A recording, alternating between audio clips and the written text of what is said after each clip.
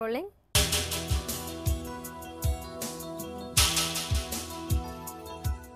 Hello നമസ്കാരം സാന്ത്വനത്തിലേക്ക് സ്വാഗതം. ആരാണ് വിളിക്കുന്നത്?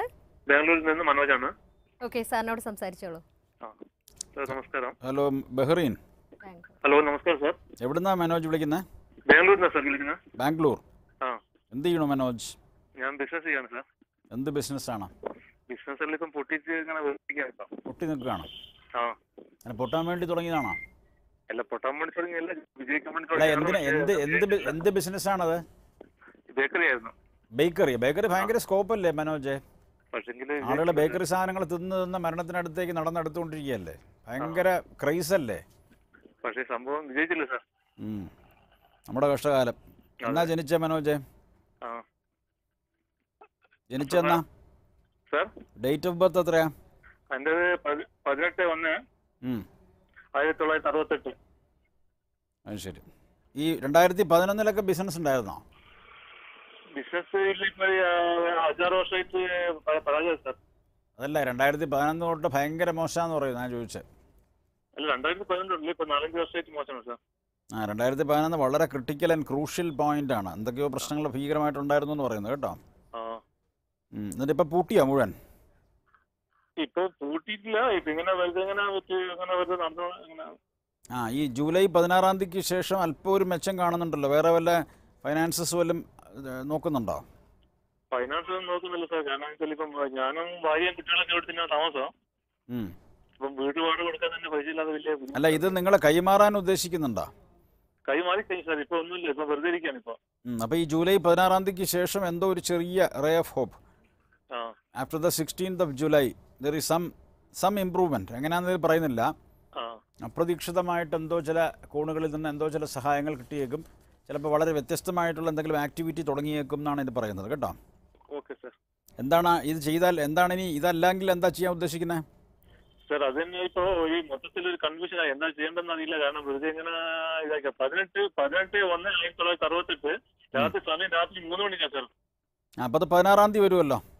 അല്ല 18. അപ്പോൾ 19 ആവും. 19 ആവും. 19 sir.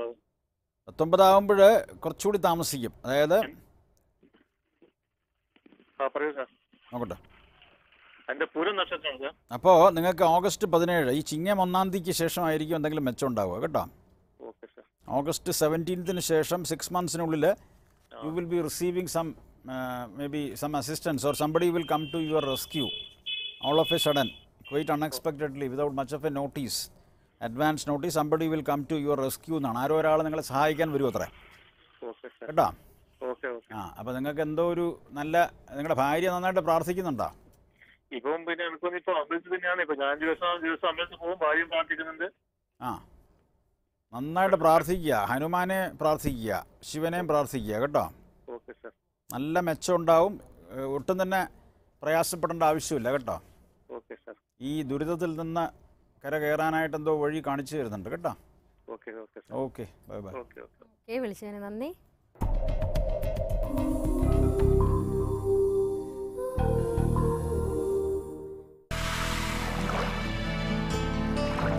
Jai Hind TV, for the family, for the nation.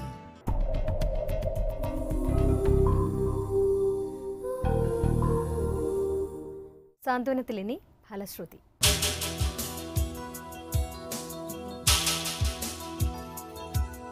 Okay sir, ഇപ്പോഴ് കണ്ടുവരുന്ന ഒരു കാര്യം, എല്ലാവർക്കും ഓർമ്മശക്തി കുറയാന്ന്, അടുത്തറിയുന്ന ഒരു കാര്യം പോലും പെട്ടെന്ന് മറന്നു പോകുന്നു. അപ്പോൾ നമുക്ക് ഇന്നത്തെ ഫലശ്രുതിയിൽ ഓർമ്മശക്തി എങ്ങനെ മെച്ചപ്പെടുത്താം എന്നതിന് എന്തെങ്കിലും ചെയ്യാൻ പറ്റുമോ? ഓർമ്മശക്തി വളരെ കുറവാണ്. അതെന്താണ് കാര്യം എന്ന് ചോദിച്ചു കഴിഞ്ഞാൽ നമ്മൾ ബാഹ്യോപാധികളെ കൂടുതലായിട്ട് ആശ്രയിക്കുന്നു. ഇപ്പോൾ ഒരു ഫോൺ നമ്പർ നമ്മൾ ഓർമ്മയിൽ വയ്ക്കുന്നതിന് പകരമായിട്ട് നമ്മളത് കമ്പ്യൂട്ടറിലോ അല്ലെങ്കിൽ മൊബൈലിലോ ഫീഡ് ചെയ്തിടുകയാണ് അല്ലേ.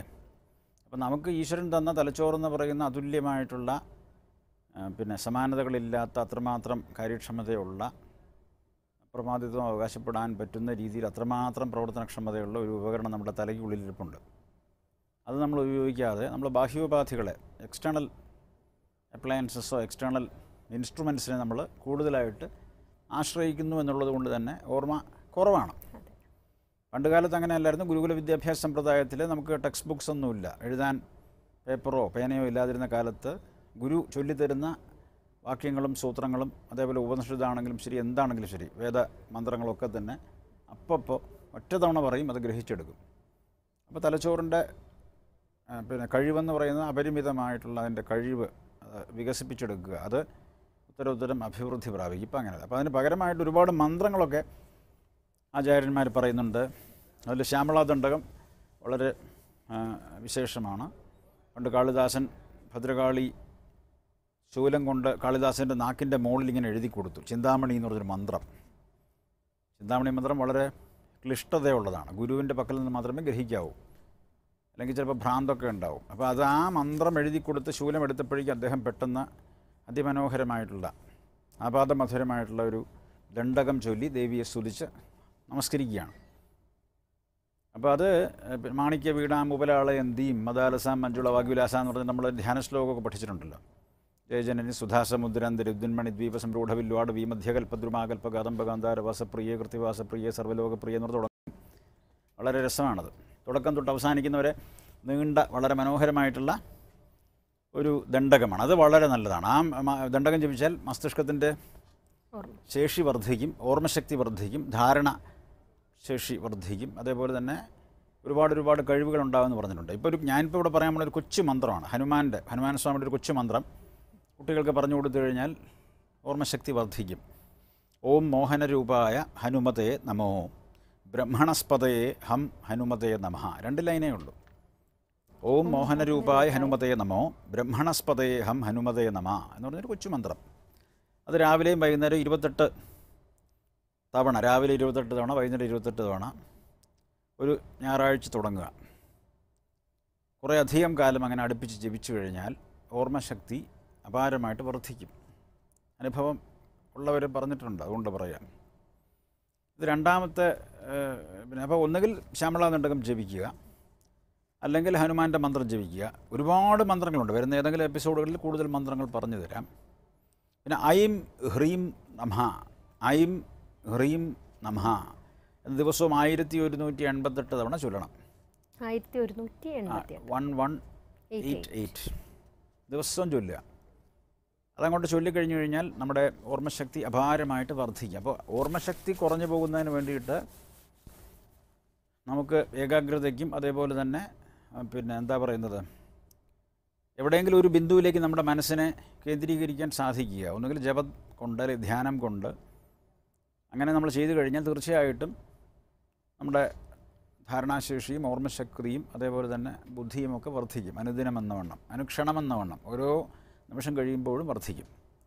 അപ്പം അങ്ങനെ ഒരുപാട് മന്ത്രങ്ങളുണ്ട്. അതുകൊണ്ടാണ് ഞാനിപ്പോൾ ജസ്റ്റ് ഹനുമാൻ്റെ ഒരു മന്ത്രം, ഓം മോഹനരൂപായ ഹനുമതേ നമോ ബ്രഹ്മണസ്പതയെ ഹം ഹനുമതേ നമഃ എന്ന് പറയുന്ന 2 ലൈനേ ഉള്ള മന്ത്രം. അത് നിരന്തരമായിട്ട് ജപിക്കുക. 28 രൂപ വെച്ച് രാവിലെയും വൈകുന്നേരവും കുറക്കാലം അടുപ്പിച്ച് ജപിക്കുക. സരസ്വതി മന്ത്രങ്ങൾ അനവധിയുണ്ട്. താര സപ്താക്ഷരിയുണ്ട്, താര പഞ്ചാക്ഷരിയുണ്ട്, അതേപോലെ തന്നെ ശ്രീവിദ്യാ മന്ത്രങ്ങളുണ്ട്. അതേപോലെ തന്നെ ഒരുപാട് മന്ത്രങ്ങൾ, പിന്നെ ഉഗ്രതാര എന്നൊക്കെ പറഞ്ഞ് ഒരുപാട് ലഘുശ്യാമ എന്നൊക്കെ പറഞ്ഞ പലതരത്തിലുള്ള മന്ത്രങ്ങളുണ്ട്. ബുദ്ധിയെ ഉദ്ദീപിപ്പിക്കുന്ന അനവധി മന്ത്രങ്ങളുണ്ട്. അപ്പോൾ നമ്മുടെ ആചാര്യന്മാർ പണ്ട് ഇതൊക്കെ പഠിച്ചിരുന്നു എന്നുള്ളതാണ്. ശങ്കരാചാര്യരുടെ കഥയൊക്കെ കേട്ടിട്ടില്ലേ?